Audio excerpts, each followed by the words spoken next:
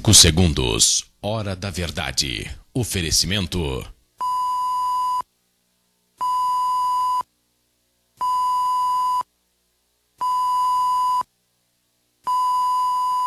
Cristais São Marcos, há 50 anos produzindo arte.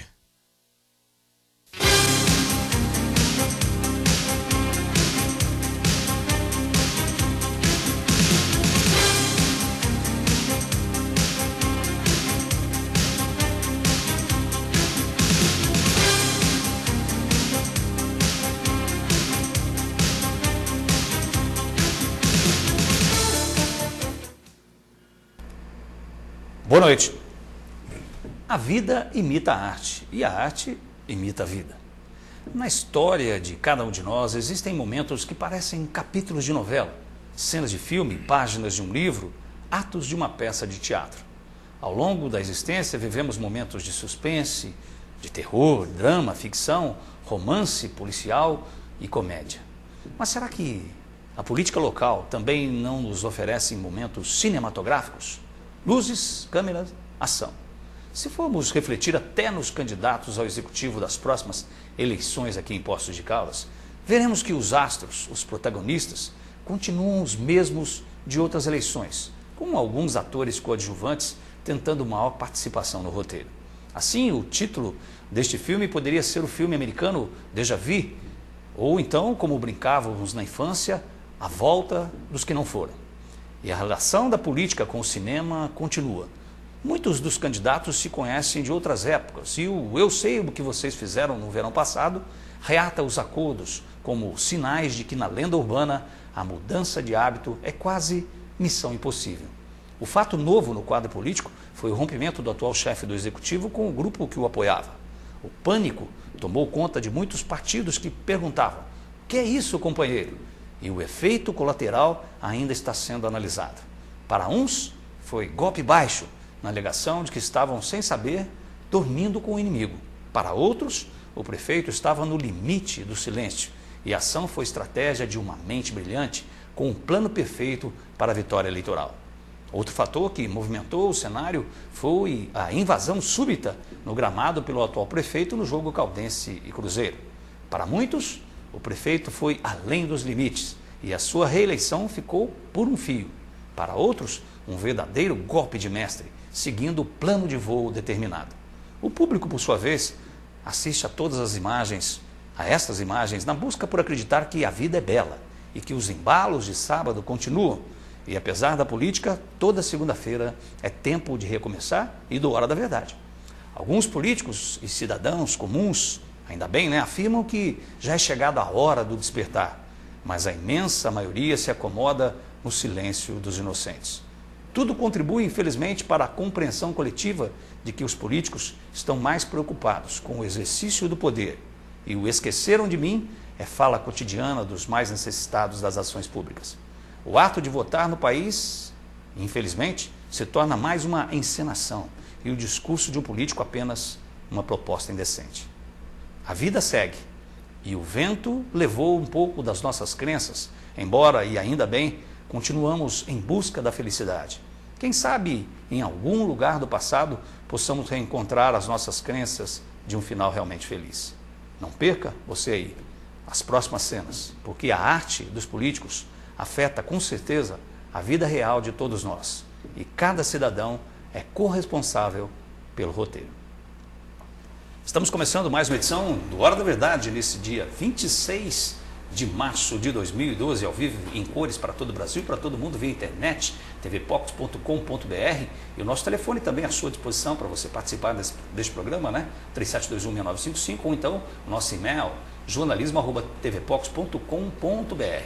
Eu falei da vida, das imagens, do cinema, da política e cada um de nós constrói ao longo da sua história, sim, muitas cenas, e essas cenas compõem a história de cada um. E nós trouxemos aqui uma pessoa que com certeza tem ao longo da sua história uma relação direta com a cidade de Poços de Caldas, faz parte dela há tanto tempo, que construiu aqui também suas histórias, eu tenho certeza a maior parte delas de muita alegria, E nós estamos falando do médico, o Dr. Vítor Augusto Cardillo, é o nosso entrevistado de hoje, E o Vitor tem aí o doutor Vitor tem mais de 50 anos na medicina, ele não gosta muito de lembrar dessas coisas não, mas é importante a gente dizer da experiência dele e é o nosso entrevistado e você já vai preparando as suas perguntas. Doutor Vitor, além da alegria de tê-lo mais uma vez, porque há 10 anos atrás a gente se encontrou aqui no Hora da Verdade em outro momento, né? Foi. Falando sobre a Santa Casa e já também a gente vai estar comentando um pouco sobre a história da Santa Casa que poucos conhecem. Mas falando um pouco da sua história, eu queria fazer um paralelo aí porque a gente vê muita tecnologia hoje em dia na medicina, né? E é claro que ela auxilia bastante. Mas o senhor passou por diversas fases da medicina e eu queria que, aproveitando um pouco dessa sua experiência, desse seu conhecimento, como é que o senhor se avalia a medicina de anos atrás, onde não tínhamos tanta tecnologia, e hoje, com essa tecnologia toda aí à disposição dos médicos, à disposição da medicina? Boa noite, obrigado pela sua presença. Eu que agradeço o seu convite. William, você fez uma observação muito interessante, porque a medicina teve um progresso fabuloso nesses últimos 50 anos. 50 anos não é muito tempo, mas houve. Você vê, a medicina, houve uma mudança brusca depois da descoberta da penicilina. Foi isso aí, foi em 1950, 45, 50. E quando se iniciou, então, cirurgia cardíaca, diálise, hemodiálise, cirurgia de transplante, isso tudo graças ao advento da penicilina. E depois disso, ela foi desenvolvendo assim a passos de gigante. Porque você imagina, todo mundo fala em ultrassom, etc. O ultrassom só tem 30 anos. Até 30 anos atrás, a medicina não tinha, contava só com raio-x. O raio-x que era do século 1895. Depois apareceu o ultrassom. E aí foi desenvolvendo hoje com tomografia, ressonância magnética, o raio-x digital, a cintilografia, e todos esses progressos que melhoraram terrivelmente e impressionantemente a evolução do ser humano, não é? Hoje em dia se fala tanto se faz transplante de coração, se faz transplante de pulmão, se faz transplante de órgãos, não é? E a tendência é cada vez mais sofisticar esse desenvolvimento. E mesmo aqui você vê em Poços de Caldas, o primeiro ultrassom em Poços de Caldas foi na época de 1980. 30 anos, não é? Hoje Poços já conta com ressonância magnética, com cintilografia óssea, né? Transplante, nós chegamos a ser o terceiro centro transplantador de rim do Brasil, não é de Minas, não, do Brasil. Fizemos mais de 200 transplantes com grande índice de êxito, não é? E aqui em Poços de Caldas. Poços de Caldas hoje tem umas características. Você vê a Santa Casa, que agora em maio, vai comemorar 50 anos, a inauguração desse prédio da Santa Casa, novo, conta com um aparelho de... Vai comemorar 50 anos. 50 anos, em maio. Foi em 1962 que foi inaugurado, não é? E conta com um aparelho de laser, faz cirurgia de próstata por laser. Em Minas Gerais, talvez seja um ou dois que existem, não é? Poços de Caldas tem. Então, Poços de Caldas teve um desenvolvimento muito grande, inclusive na medicina. Você imagina, o Centro de Oncologia da Santa Casa é referência para 80 cidades da região. Faz mais de 1.000 atendimentos mensais. Isso representa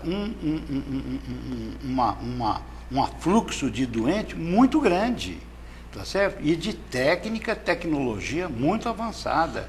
A gente está falando de tecnologia, doutor Vitor, e claro que a gente vai detalhar, inclusive, esse trabalho realizado pela Santa Casa, o qual o senhor é coordenador clínico, né? E há tantos anos também acompanha o desenvolvimento da Santa Casa. Mas eu queria também fazer um outro paralelo, que é exatamente sobre a entrada da tecnologia que nós estamos nos referindo, Muita gente reclama um pouco da tecnologia, notadamente eu já ouvi pessoas, os pacientes, dizendo assim, com a entrada da tecnologia, tudo bem, a medicina cresceu, evoluiu, mas o médico, isso generalizando, claro, o médico ficou mais frio. Ele já não faz mais aquele diagnóstico de tocar muito a pessoa, ele já chega, você senta, ele já fala que você tem e tal, ele já pede o exame, e parece que esse, não sei se excesso de solicitação de exame, diminuiu um pouco aquela aproximação que tínhamos médico e paciente. O senhor enxerga dessa forma também? Sim, houve um distanciamento, mesmo porque, mas não foi só pela tecnologia, é pela própria formação atual do médico, porque ele fica muito ligado, como você falou, aos exames, tudo isso, não é? E às vezes esquece um pouco o doente. Porque qual é a finalidade da medicina? É o doente. Quer dizer, basicamente é isso, sem doente, não é isso?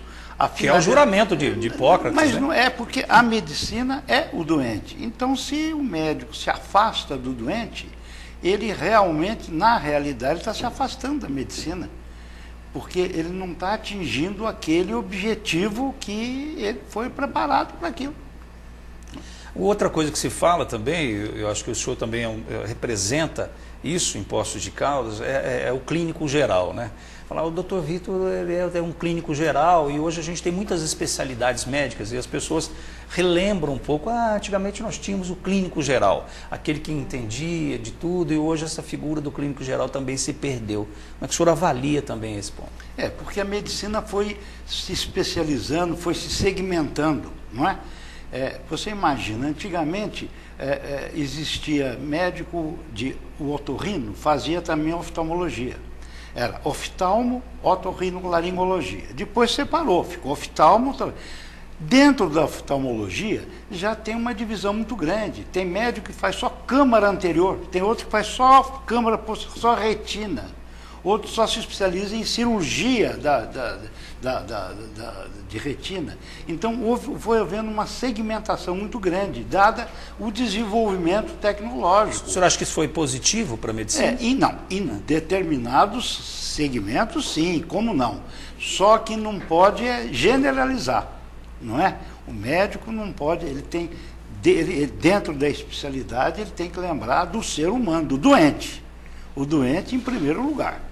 O senhor falando sobre isso, a gente também tem uma outra reclamação que os pacientes fazem sempre, e o senhor como médico aí pode até explicar para a gente melhor, porque às vezes a gente vê só um lado e não vê o outro lado de quem está trabalhando. Mas, por exemplo, uma coisa que incomoda muita gente é com relação à espera nos consultórios médicos.